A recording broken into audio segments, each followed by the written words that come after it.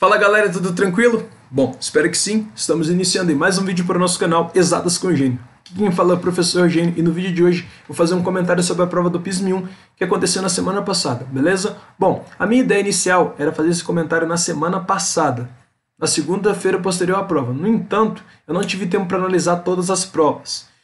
O máximo que eu fiz foi olhar uma questão ou outra que os meus alunos estavam com dúvida, né, para ver se o gabarito estava errado ou não, para poder enviar recurso e tal.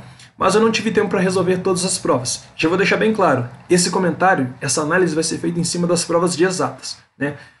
Como vocês já sabem, eu sou professor de matemática, física e química, então são as áreas que eu domino e tenho propriedade para falar, beleza? Então eu não vou fazer comentário sobre prova de geografia, história, português e tal. Até cheguei a ver as provas, mas não me aprofundei tanto. Eu me aprofundei nas provas de exatas, beleza? Bom, eu resolvi todas as provas, tá? Só para deixar bem claro, resolvi todas as provas. E a partir dessas resoluções que eu fiz, eu vou dar minha opinião sobre a prova, o que eu achei, se estava fácil, se estava difícil. Já vem deixar bem claro, todas as provas tiveram um nível muito bom, tá? E seguiram um padrão que vem sendo cobrado nos últimos anos. Mas a gente tem que fazer algumas ponderações importantes sobre a prova para alertar as pessoas que vão fazer aí no próximo ano, beleza? E no final do vídeo ainda eu vou falar um pouco sobre qual deve ser a mentalidade a partir de agora. Passou o PISM-1, o que eu tenho que fazer, Eugênio? Fui mal, fui bem. Vou falar disso no final do vídeo, tá bom? Mas primeiramente vamos falar um pouquinho da prova. Bom, a prova no geral, conforme eu já falei, foi uma prova boa. Eu gostei do nível da prova, tá? Achei que seguiu bastante o padrão cobrado nos últimos anos. E eu notei que a parte de geometria, ela cobrou alguns teoremas bem específicos, né? Caíram aí duas questões de geometria na prova objetiva, né? Uma questão era sobre relações métricas no triângulo retângulo, né? Basicamente era você fazer o produto da altura pela hipotenusa e igualar o produto dos catetos, você achava a resposta. Se não me engano, a altura batia 4,8 centímetros. Não lembro ao certo, acho que é isso mesmo.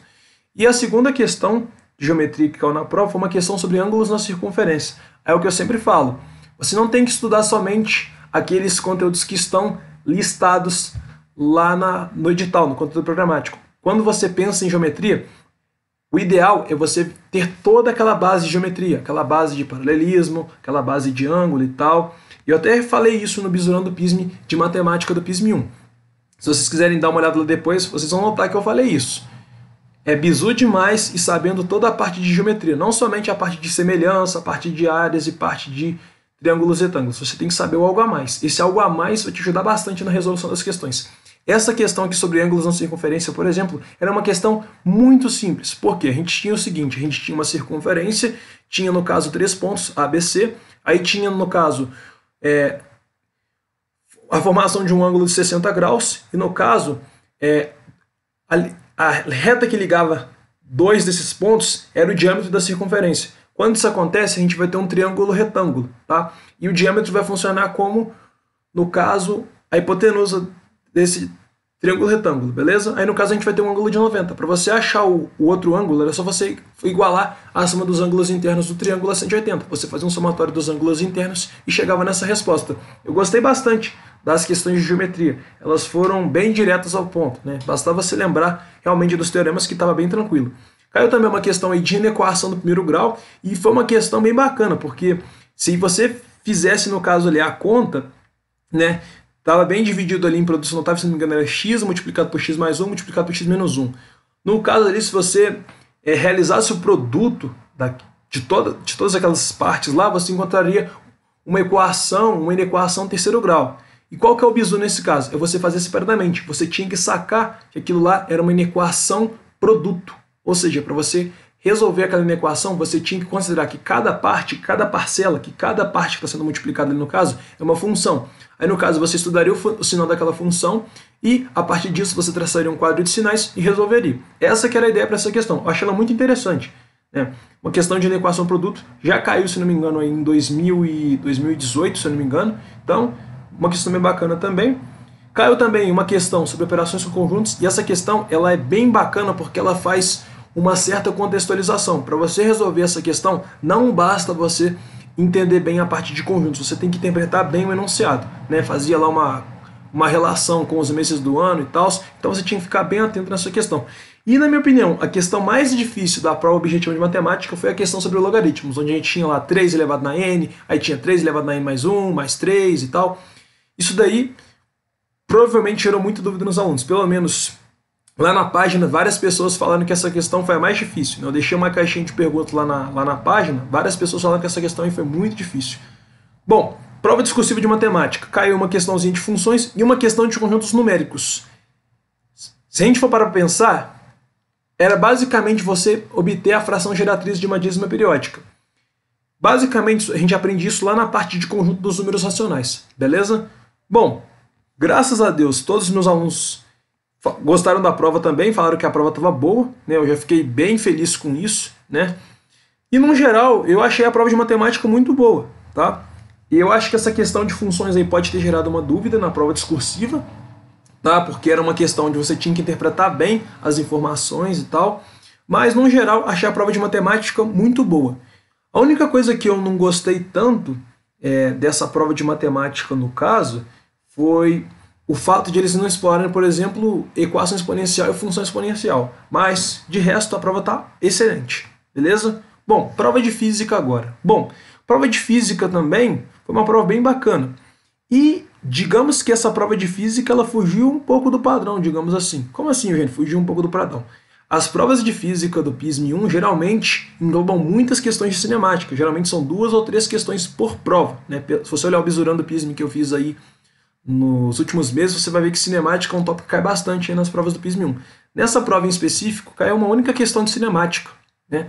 Uma questão que envolvia a parte de aceleração média e fazia uma relação com a parte de aceleração da gravidade e tal. Você tinha que associar o valor de g com o valor encontrado para aceleração média e tal, mas era uma questão relativamente tranquila, bastava você lembrar da fórmula de aceleração média, variação da velocidade por variação do tempo, beleza? Questão bem tranquilinha. Tivemos aí também 2 questões de dinâmica, para ser mais exato, 2 questões que envolvem trabalho de uma força, e uma dessas questões eu tenho certeza que gerou muita dúvida nos alunos, que era a questão lá sobre o cortador de grama, né? Por que foi uma questão que gerou muita dúvida? Porque o enunciado da questão fala que a trajetória necessariamente tem que ser uma trajetória fechada. E as alternativas traziam lá, a força é conservativa, é não conservativa. Para você matar essa questão de cara ou facilitar bastante a sua vida, você tinha que lembrar o seguinte, que o trabalho de uma força conservativa, ele não depende da trajetória. Se depende da trajetória, a força é não conservativa. Pelo enunciado da questão, a trajetória necessariamente tinha que ser fechada. Então, o trabalho depende da trajetória, então a força é não conservativa, beleza? A partir disso você já eliminava 3 alternativas, se eu não me engano. E depois era só usar a fórmula para trabalho. Força vezes vetor de deslocamento vezes cosseno do ângulo formado, beleza? Uma questão aí bacana, que eu acredito que gerou muita dúvida aí, né? Foi a questão que eu vi mais pessoas reclamando, tá? Lá na página, alguns alunos mesmo me perguntaram também sobre essa questão. E também teve uma questão sobre gráfico, né? As respostas, as alternativas no caso, eram gráficos. O FJF gosta de cobrar esse tipo de questão, tá? Na parte cinemática vem cobrando isso já há algum tempo, né? Na prova passada, na prova de 2019 no caso, caiu algo parecido com isso, só que a resposta, ao invés de ser um gráfico de energia e tal, era algo mais voltado para a parte de cinemática, né? Resultante e tal. E também caiu uma questãozinha de gravitação. Gravitação não caía há muito tempo aí na prova do PISM, né? Foi uma questão que envolvia, no caso, a parte de leis de Kepler, né? Para ser mais exato, primeira lei de Kepler, né? Você tinha lá uma partícula girando e tal, aí você tinha que pensar na questão da velocidade e também na questão da aceleração, beleza? Caiu uma questão também sobre dinâmica impulsiva, para ser mais exato, sobre a parte de colisões, tá? Colisões, a gente revisou isso aí lá nos aulões, né? A maioria, eu posso dizer para vocês que grande parte desses temas que caíram na prova a gente revisou nos nossos aulões, tá? Se vocês derem uma olhada aí depois, vocês vão notar que questões de geometria a gente fez, inequação também, revisamos essa parte aí, operações com conjuntos também, logaritmos fizemos vários exercícios, parte de funções também, cinemática fizemos várias questões, dinâmica também, parte de gravitação a gente fez uma revisão rápida no final do vídeo, tá? Até essa parte de colisões, a gente conceitou bem essa parte aí. Então, ó, quem assistiu os aulões eu tenho certeza que conseguiu mandar bem nas provas, tá? Várias pessoas vieram me agradecer e tal, falando que os aulões ajudaram bastante, conseguiram tirar nota alta e tal. Isso é muito gratificante, tá? No geral, gostei da prova de física também, tá? Já tá me esquecendo, vamos falar um pouquinho também sobre a prova discursiva, tá? Prova discursiva de física, 2 questõezinhas, assim como matemática e química, né? PISM 1 aí vocês Vão ter 2 questões discursivas por matéria, isso também é válido para o PISM 2, somente no PISM 3 aí que vão ser 5 questões discursivas relativas à área que você escolher. Beleza? Vamos lá. Ó, primeira questão discursiva foi uma questão de cinemática, para ser mais exato, sobre queda livre. Uma questão, na minha opinião, relativamente tranquila, bastava você lembrar que na queda livre a velocidade inicial é 0, e se atentar que o peso é a massa vezes a aceleração gravitacional, usar, no caso, as equações de movimento uniformemente variado, que você resolver essa questão com facilidade. Eram 5 pontos garantidos, beleza? A segunda questão foi sobre cinemática barra energia. Por que cinemática barra energia, gente? Pelo simples fato de mencionar tópicos de cinemática, como por exemplo velocidade e tal, e também mencionar variação de energia mecânica, atrito e tal, então isso daí já está um pouco relacionado com energia e dinâmica, beleza? A gente tinha lá o quê? Um bloco, uma partícula partindo de uma certa altura, e ela chegava a uma superfície com atrito, a gente tinha que pensar em velocidade final e tal, mas no geral, uma prova bem bacana, a prova de física também foi uma prova muito boa, tá? Gostei bastante da prova, tá? Eu acho que a única coisa que eu senti falta aí no caso foram questões de leis de Newton. Leis de Newton é um tópico que geralmente cai todo ano, né? E nesse ano não caiu uma questão específica sobre as leis de Newton, né? Não caiu uma questão lá sobre o princípio da inércia, princípio da dinâmica, princípio da ação e reação. Eu não vi nenhuma questão desse tipo. Eu senti falta disso somente, mas no geral, prova muito boa, beleza? Show de bola? Agora vamos para a prova de química. Prova de química eu adorei. Prova de química foi muito bacana essa prova aí. Por quê?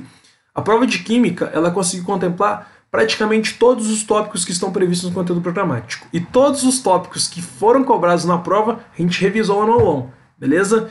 Quando eu vi a prova e vi lá as questões, eu fiquei muito feliz, porque todos os tópicos que caíram na prova lá no sábado, no primeiro dia no caso, foram tópicos que eu revisei nos aulões. Para ser mais exato aí nos aulões de matemática, física e química, né? Tabela periódica, fizemos uma revisão, parte de ligações químicas também revisamos, distribuição eletrônica também, e a parte de substâncias e misturas também revisamos rapidamente, beleza? Várias pessoas me mandaram mensagem me agradecendo e tal, e eu fico muito feliz com isso, porque é gratificante demais saber que o meu esforço em fazer um aulão contribuiu para que vocês conseguissem mandar bem lá na prova, beleza? Mas vamos analisar aí as questões então. Vamos lá, ó. Questãozinha de tabela periódica, padrão, tá? E foi uma questão bacana porque ao mesmo tempo que ela mencionou a parte de tabela periódica, classificação de substância, se é metal, se é ametal, se é halogênio e tal, foi uma questão que trabalhou com vários conceitos da química do PISM-1, como por exemplo propriedades atômicas, a questão do número de prótons, número de elétrons, você saber diferenciar número atômico de número de massa, então isso aí são propriedades atômicas, né? E também a questão da distribuição eletrônica. Foi uma questão bem tranquilinha, né? A gente tinha lá no caso um elemento cujo número atômico era 12.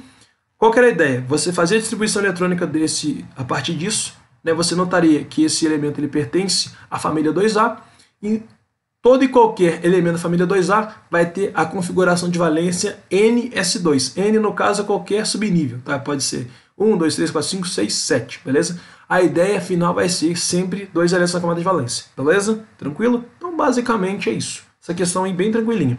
2 questões sobre ligações químicas e para ser mais exato, questões que mencionavam a questão de condução de corrente elétrica, se estava totalmente dissolvido, se não estava dissolvido em água, solubilidade, isso aí tudo a gente conseguiu revisar também. Fizemos aí, se não me engano, 4 questões parecidas com essas, tá? Se não me engano, alguns compostos até repetiram, né? Como por exemplo, o cloreto de sódio, né? O cloreto de sódio é um composto iônico que cai bastante na prova do PISM, né? Se vocês olharem as provas anteriores, vocês vão ver que eu não estou mentindo, tá? Então, a gente conseguiu revisar bem isso, tá? A ideia dessas questões era basicamente você pensar onde tinha uma ligação iônica, onde tinha uma ligação covalente, e também lembrar o seguinte, que o composto iônico ele conduz corrente elétrica quando ele está no estado líquido ou fundido. Ele não conduz corrente elétrica quando ele está no estado sólido, beleza?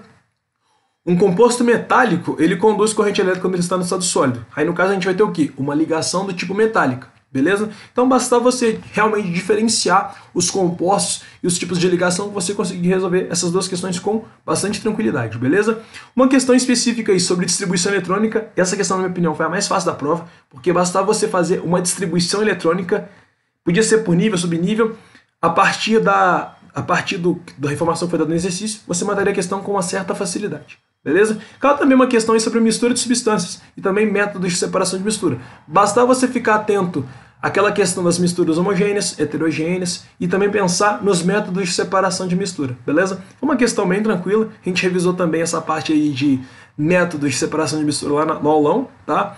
Eu fiquei muito feliz com essa prova porque todos os tópicos que caíram a gente revisou. Eu fiquei feliz demais, eu até repeti isso várias vezes, porque eu realmente fiquei muito feliz, cara, porque eu montei esses aulões, tipo, um mês e meio atrás. Então, foi tudo muito bem planejado. E ver que o meu trabalho, ele ajudou várias pessoas, é muito gratificante, cara. Questões discursivas aí, ó. Uma questão é sobre ligações químicas, distribuição eletrônica e estrutura de Lewis. Essa parte de estrutura de Lewis eu fiz alguns exemplos com vocês lá no aulão também. E essa parte de ligações intermoleculares que caiu na segunda questão, eu fiz a mesma ligação que caiu na prova, que no caso foi a do ácido sulfídrico, que no caso é o H2S. Né? Esse aqui, ó, é o H2S.